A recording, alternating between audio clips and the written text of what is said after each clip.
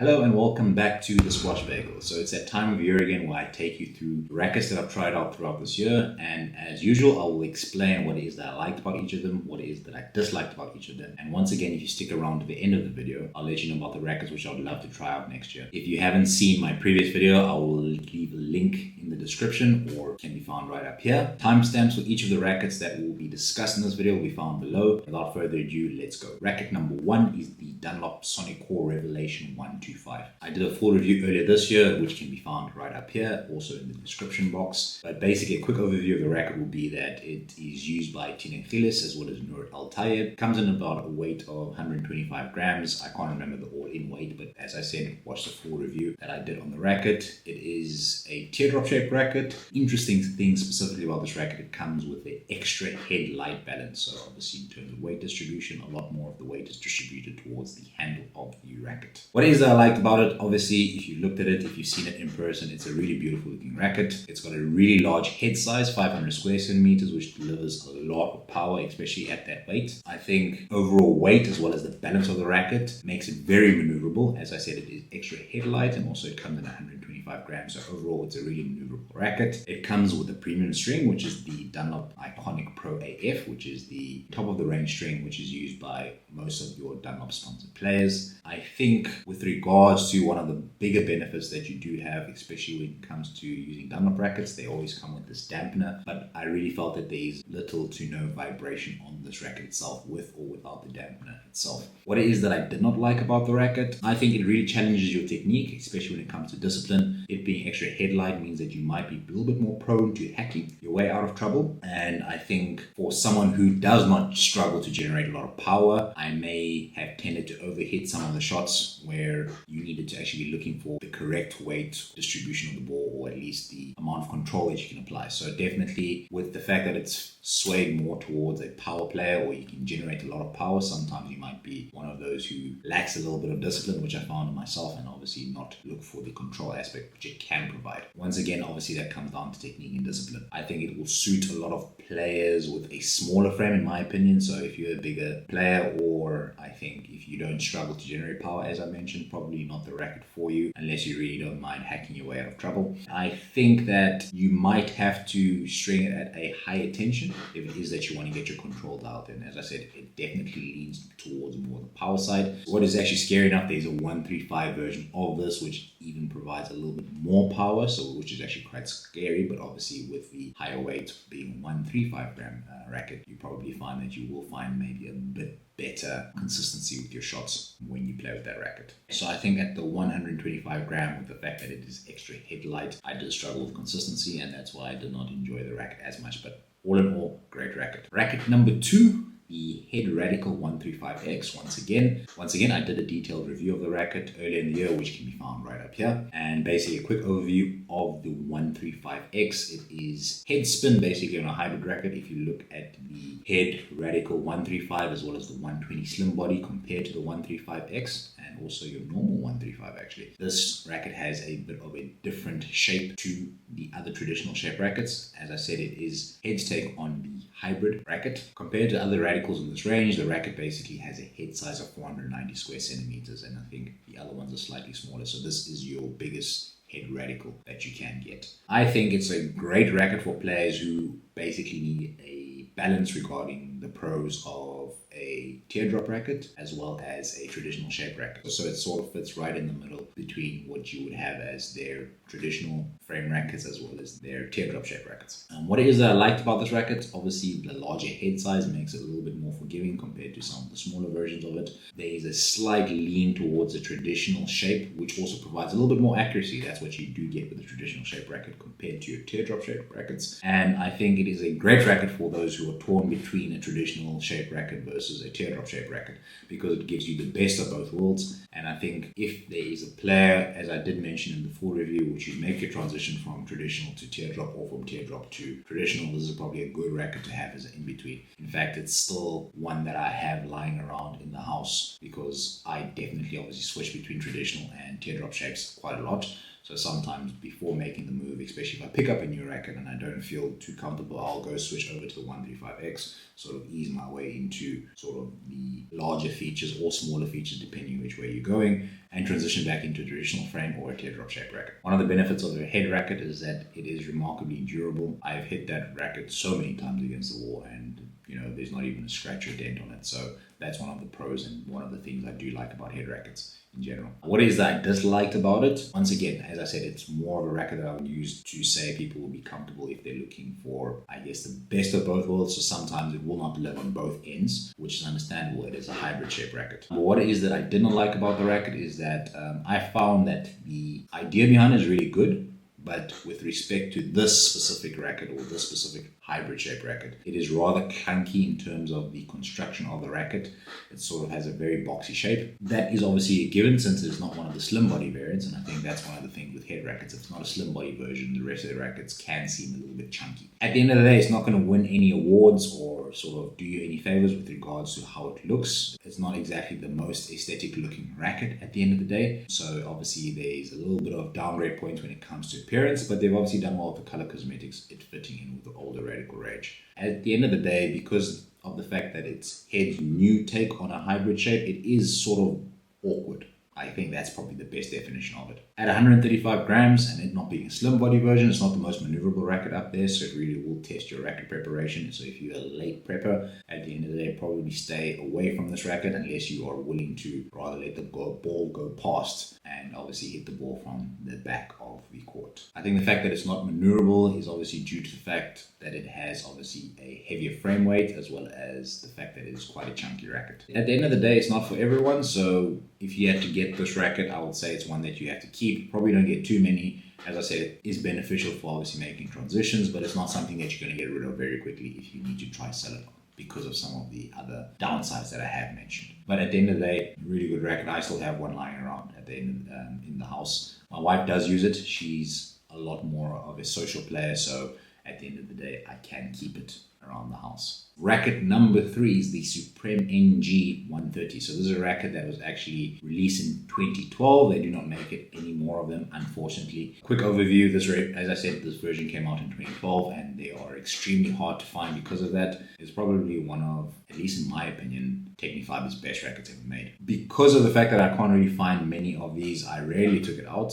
I took it out to play some matches and I took it out obviously to coach quite a bit. For me, this is probably the racket that feels the best to play with out of every single Tecnifibre that has been released. I think I even put it right up above the Carboflex Heritage, which for me before that was the best racket I have ever played with. So for me, it's really at the top of the GOAT list when it comes to rackets. With respect to the weight, it's 130 grams and the head size is 466 square centimeters. I might have spoken about this a few times during the year when it came to comparisons between the Tecnifibre Slash 120 and the Suprem NG 130. What it is that I liked about it? Well, first of all, the racket looks phenomenal. It feels great. As I did mention, it's probably the best feeling racket I have ever played with at the end of the day. I think that comes down to the very soft frame that it has and the flex that you do get when you hit the ball. For me, it has the perfect weight distribution as well as the frame weight is really balanced. It's not too heavy, at the same time it's not too light, so you get the best of both worlds with regards to maneuverability as well as consistency in your shots. I think the accuracy is insane that you get, but that can be attributed to the small head size of a 466 square centimeter head, as well as the fact that it is a traditional shape racket. But for the crazy amount of accuracy that you get, it packs a big punch. It is not a dud of a racket at all. You get a lot of power, and I think that's what you want at the end of the day. The best of both worlds. Insane accuracy, insane power, especially with the right string. This racket does it all. I just love the racket, and I haven't been able to find anything that plays the same way. Although the Tecnifibre Slash 120 came close, but we'll discuss that obviously in a few seconds. What is I dislike about the racket? Well, this hasn't got to do with the manufacturer, so it's not a manufacturer fault, but obviously I did mention it was released in 2012 and they haven't made a racket which plays as well as this one. So unfortunately, one of the downsides is that it's really scarce, it's really rare. I think there are a couple of people around the world which still have them. I even remember it was Alistair Walker, if I'm not mistaken, who was the player that was on front of this racket. It was his signature racket, and I remember reading on Instagram where he was saying he was still looking for some of these rackets. So it's just a rare racket at the end of the day, but probably one of the best that Tecnifibre has ever made. In my opinion, the best racket that they have ever made. I have never broken one. I was cautious about it because of the fact that it is really rare. But basically, because of that, I didn't really test it to full capacity, capability. And when I say that, obviously I have played matches with it, but I do not know much about the durability of the racket. I have heard of a lot of players which used to play with it in the past, and obviously the reason they do not have it any longer is the fact that they did break. So there is a sort of question mark around the durability of this racket, and maybe that is why they never produced them at the end of the day. But funny enough, it is probably the best feeling racket I have ever played with, although it's not the most durable. I think last in terms of cons, with that really small head size, 466 square centimeters is not the smallest head size that there is out there. I really feel that if you do get it wrong, obviously it's not as forgiving, but as I did mention, the thing is that with the weight distribution as well as the frame weight, I didn't feel that someone would not enjoy the racket. In fact, I have had people which have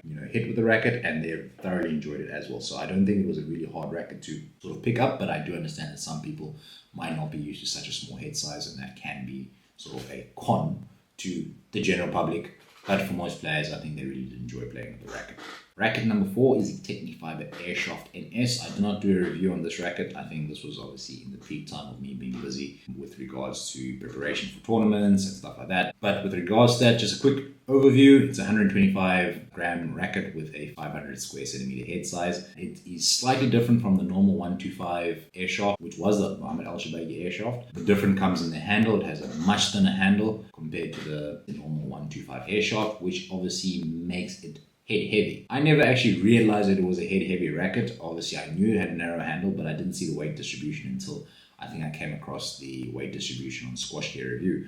And eventually when you realize how much thinner that is, and as well as the distribution of the weight in the head as well as the handle, you realize it's a head heavy racket. And that was my first introduction to head heavy rackets. I knew they did exist, but I would never probably have picked one up to play with.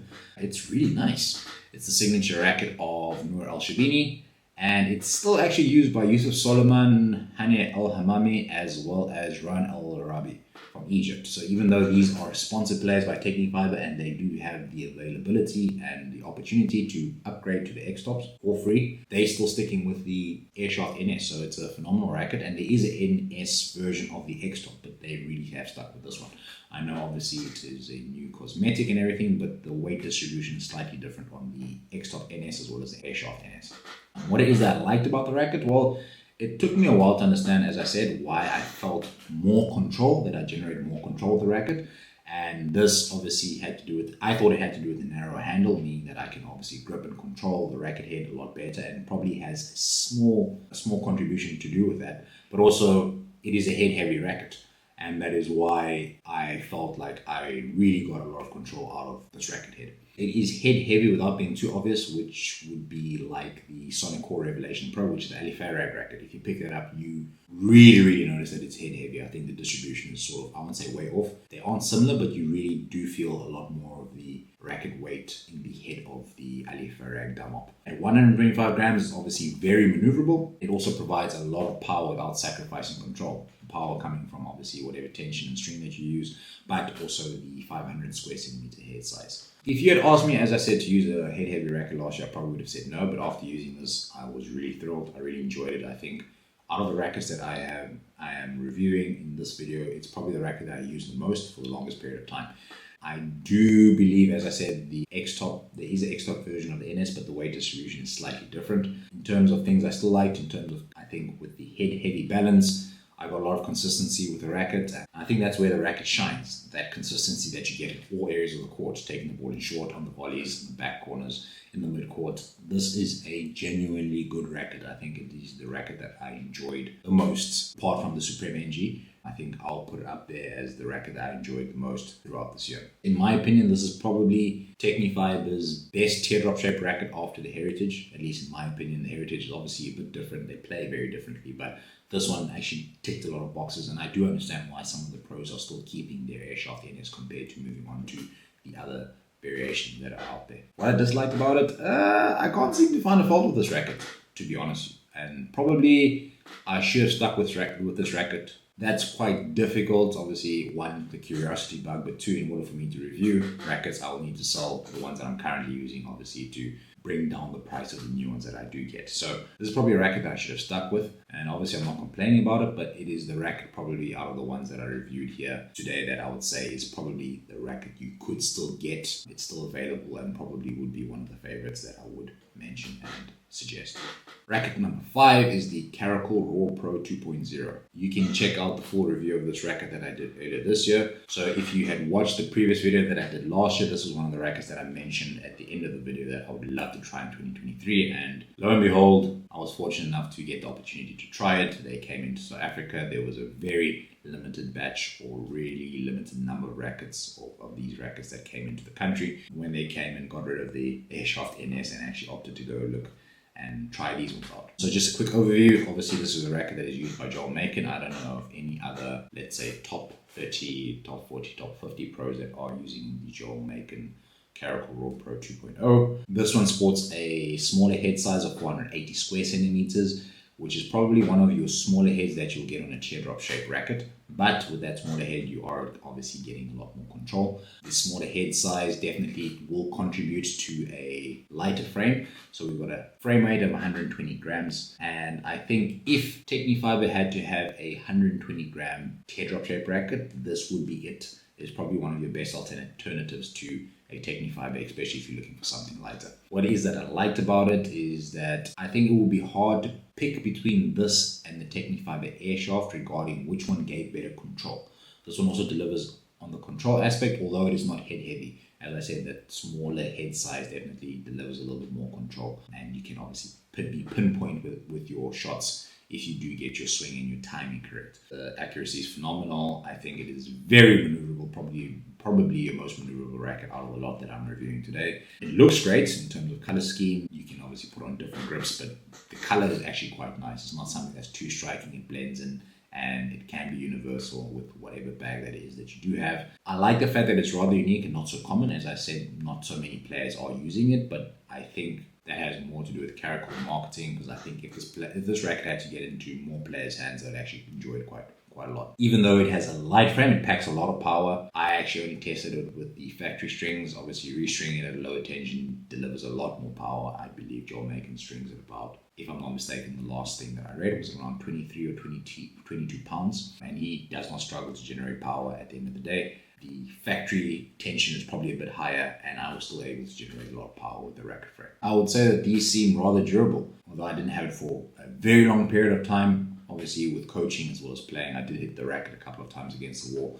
and there wasn't actually even a scratch or a mark on it. So definitely, with respect to durability, I've tested out there how it fares along a longer period of time. Obviously, only time will tell, and you'll be able to tell me if you've had any experiences with regards to durability. This racket will be great for anyone that's looking for alternative to Tecnifibre, whether it's because of the fact that it comes in at 120 grams, so it's a bit of a lighter frame, whether it's the fact that it's a bit cheaper, so obviously compared to some of your Tecnifibres, not actually some your newer Tecnifibres, this will be a lot cheaper, so it's a great alternative with regards to cost and price. And also, if it is that you want something a little bit more maneuverable than the Tecnifibre 125s, well, here you go, you've got this racket. I would definitely recommend this racket for people which are looking for something as an alternative to a Tecnifibre but have not found it yet. With respect to what it is that I did not like about the racket, I think the racket is phenomenal, don't get me wrong, but it's not for me, and that's just when it came to obviously consistency in all areas of the court. I found everything, I guess, from mid-court to the front, the racket performed well. In the back corners, I think, and that has got to do a lot more with my technique and my movement, which I am working on. I wasn't as consistent as I would have liked it to be, or I wasn't consistent as I would have liked to be using this racket. I think I was also prone to overhitting and hacking my way out of trouble because of the light frame weight. So in terms of feel, I would say, and maneuverability is probably right up there with the first racket, which is the Revelation 125. It's very important for you to know yourself as well as your playing style, what your strengths and weaknesses are when you're watching videos like this. What I say here might not apply to you, so you should know yourself and figure out if that will be a problem or a pro for you, obviously in certain areas of the court. Racket number 6 is the Tecnifibre Slash 120. You can find a full review that I did earlier this year on the Tecnifibre Slash 120. Or it will obviously be linked in the description. I have been covering the developments of this racket throughout the year especially if you are a subscriber to the channel, you will have known that there have been a couple of videos that I have done on the Tecnifibre Slash series. Since the news broke out, obviously that's when I have been doing a couple of videos basically on whatever it is that I was able to find out. Most of it came from Reddit as well as whispers here and there. Many of the subscribers who watched some of the previous videos will also know that I was very excited about this racket, especially because I thought that this would be the one to replace the Tecnifibre Suprem NG. I thought that this would be the one that would deliver everything that the Tecnifibre NG did deliver, obviously with a lighter frame and obviously newer cosmetics, and possibly be a stronger version of the Suprem NG. And I think a lot of Tecnifibre fans were looking forward to this racket. So with regards to a quick overview of the Tecnifibre Slash 120, we have a 461 square centimeter head size, so 5 square centimeters smaller than the Suprem NG, and a frame weight of 120 grams, which is obviously quite a big leap for Tecnifibre. This is their lightest racket. All in, I think it weighs about the same as the 125 Airhsaft, but it is their lightest frame weight in terms of what has been advertised to the public. The 120 Slash also has the same X-Top technology, which came with the Carboflex X-Top range. I think even underneath, even though I think the Slash has a grey outer, if you sort of peel away on the X-Top layer or you obviously scratch it against the wall, you will find that it's the same sort of X-Top yellow, funny, weird color that they have underneath. For this specific racket, I'm actually going to start with what it is that I did not like about this racket before moving on to what it is that I liked about this racket. So, with respect to what I didn't like about this racket, it took a lot of time and effort for me to get it to play in a similar way as the Suprem NG. Things that I have mentioned in the previous video, I found the factory tension was way too high. Factory grip that it came with was comfortable, but didn't do any favors, but you know, that's the same with almost every single racket. First thing that you probably do is change the grip. I found that, I think, especially me comparing the Suprem NG as well as the Tecnifibre Slash, so most of these will be my fault, thinking that will be the same racket, just because of the specs that were sort of similar. Just when I thought that I got it right, I think the squash gods were against me to say, well, you know what, you can never find the exact same racket, even though I'm chasing that dragon, which doesn't seem to exist. Just as I was getting it right, you know, as I said, the squash gods were against me, and I developed a hairline crack basically 2 weeks after using it. Obviously, I have sorted out with Tecnifibre, and they will still come and collect it and exchange the racket for a newer one. But similar to the Suprem NG, it seems that durability might be questionable. It seems to be an issue. I am not the only one which has had this hairline crack or a crack in the frame, and it seems to be in the exact same spot every single time. From what I've actually seen in terms of photos on Reddit, so if you want to see other people's sort of breakages and where it is that they have broken the racket, you'll see it's the exact same spot every single time. There are a couple of posts on Reddit about it. For some, I think the poor durability, let's call it poor durability, might be worth it, especially for the feel and the experience that you have when playing with it. So let's talk, we're going to move on to the pros that I can mention in a bit. But I think for someone who is self-funded, and as I mentioned, I have to sell obviously some of the older rackets to get newer rackets for me to review, this racket was not for me, just because of durability. What it is that I liked about it, eventually after changing strings and reducing the tension and the grip and putting bumps in the grip, making it smooth and trying so many things, it did play similar to the Suprem NG. And I think a lot of people will be very happy, especially if they have, let's say, a mold or one of the rackets which doesn't have a defect. I think the accuracy was insane, which can be attributed to the smaller head size, so similar to the Suprem NG, and the same for power. So in terms of what I did, and I don't know if it will be the same for you guys, you can obviously experiment with that. I strung it down to 23 pounds with the Tecnifibre 305 1.1mm string, and it played almost identical to the Suprem NG. In terms of other things that I did enjoy about the racket, it's the even balance made it basically a deadly combination in all areas of the court. I did not find myself lacking in the back, in the front, or in the mid-court. It is a really good alternative if durability is not something that you are too concerned about. It's obviously something that I haven't heard Tecnifibre confirm or address yet. I'm still waiting for them to pick up the one that I have with the hairline crack, for them to replace it, and I can probably talk about the durability again.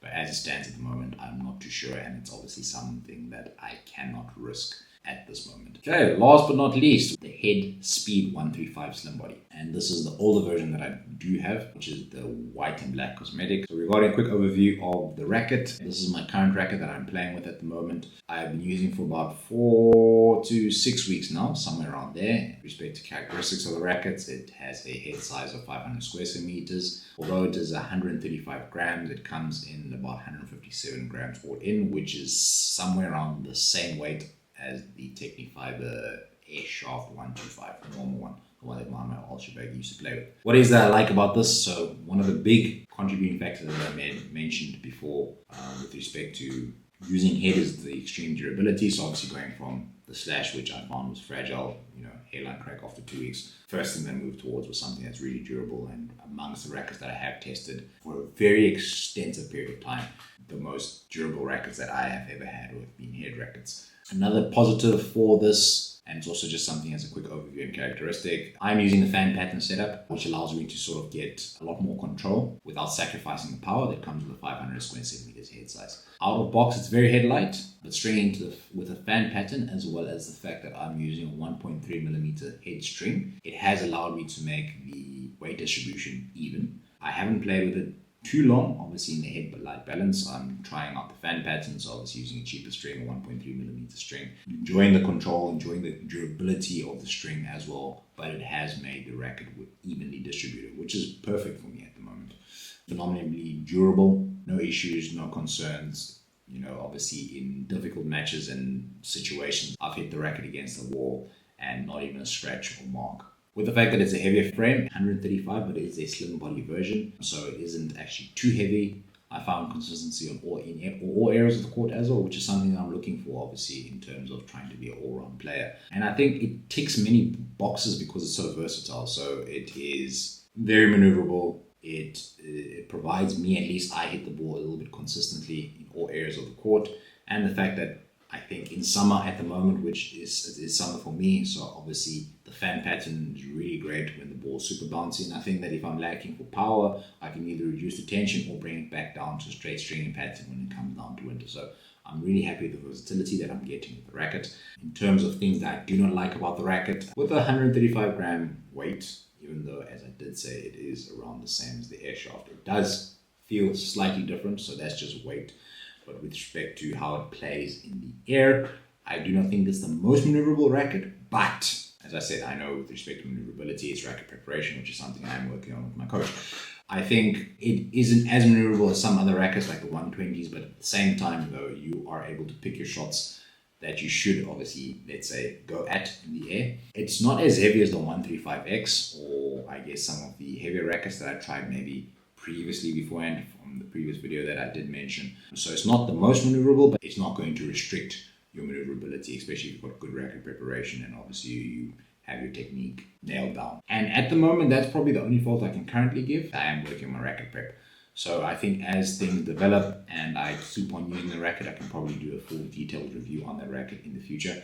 If there are any developments regarding the racket, I will obviously, as I said, make time to make a full review on it. That's about it regarding the 7 rackets that I tried this year. With respect for what's in store for next year, from the previous video, I still haven't been able to try the Evolution 120, which was or is the Nick Matthew version of the Dunlop hybrid racket. It's still on my list from last year. It's still probably on my list for next year, but as I said, it is quite difficult to bring into the country. Haven't been able to get my hands on that, haven't been able to review and test that out. Probably something that I would actually gamble with changing to. Apart from that, the only other racket that has come up on my list that I would preferably love to review and that I would love to use so I can give you a full review. Yes, I can get my hands on other people's rackets, but it will be sort of for a few seconds here and there. So I can't give you the full detail as well as review that you would enjoy unless it is a racket that I would love to play with. So the other racket on my list would be the Harrow Vibe. Now I know obviously there is a Harrow Vapor, there's a Harrow Vapor, Harrow Spark, and as I said, I'm not going to try and play with all of the Harrows. The Harrow Vibe is the one that probably piques my interest the most, obviously because of weight distribution as well as the head size. I think head size being 500 square centimeters or bigger head size, I'm starting to enjoy that one. Also looking for head-heavy balanced rackets, or at least maybe evenly distributed rackets. With regards to the Harrow Vibe, I know that there are 3 versions. I think there's a lime or a fully green one, which actually looks really cool if you put in green strings. I think I've seen some people's videos or pictures where they've had that combination. But probably if I do have a choice or can choose, I'll probably go for the Goward version or the newest one which has been released, which is the Declan James version or the Dark Knight version, which I think for me is probably one of your sickest cosmetics, basically black and white.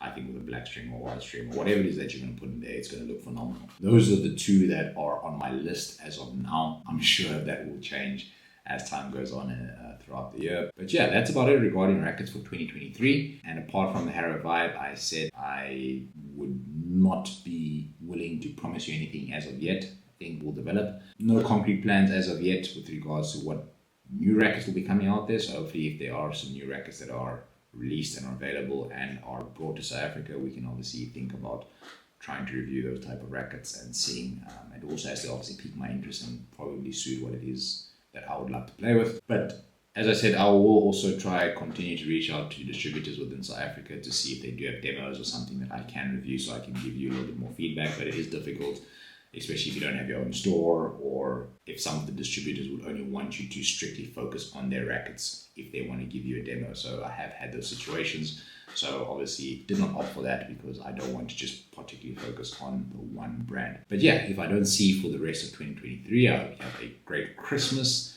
and a prosperous new year. And until next year or until the next video, take care and see you later. Cheers.